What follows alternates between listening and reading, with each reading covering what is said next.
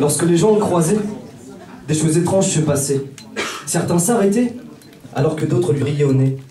Contrairement à ceux qui le payaient pour qu'il puisse manger. Et c'est de par ses comportements que parfois l'inspiration lui venait.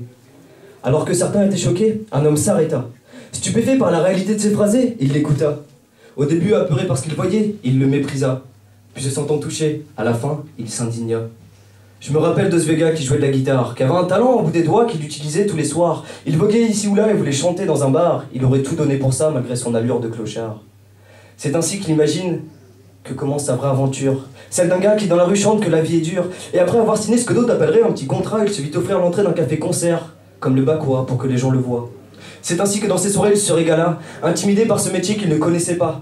Il faisait tout ce qu'on lui demandait, il était heureux pour une fois. Il se sentait aimé par des gens, ma foi, par rabat-joie.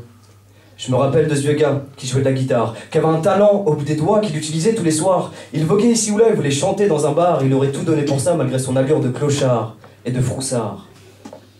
Seulement voilà, une heure arriva où il se réveilla, se rendant compte qu'une nouvelle fois ces choses-là n'existent pas.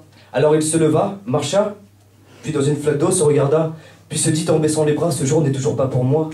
Et moi je ne comprends pas pourquoi, moi je veux juste jouer et partager mes idées. Et pourtant ce gars il est là, à la va-vite, et son cœur palpite, et toi en lui tu suscites des idées impressionnantes. D'ailleurs il aime bien quand deux trois filles s'arrêtent devant lui dans la rue dansante, avec le sourire aux lèvres, car pour lui ça soulève des émotions inoubliables au fond de son cœur devenu friable. Et lui tu le vois toujours, à la même heure, à la même place, assis en tailleur, parce qu'il quémande. Mais ses envies et ses désirs ne sont malheureusement pas tous les jours sur commande. Seulement maintenant, moi je le vois plus. Autrement dit, je suis vraiment déçu de l'avoir perdu. Parce que je me rappelle de ce vieux gars qui jouait de la guitare, qui avait un talent au bout des doigts qu'il utilisait tous les soirs. Il voguait ici ou là et voulait chanter dans un bar, il aurait tout donné pour ça malgré son allure de clochard, de froussard et de vieux trouillard.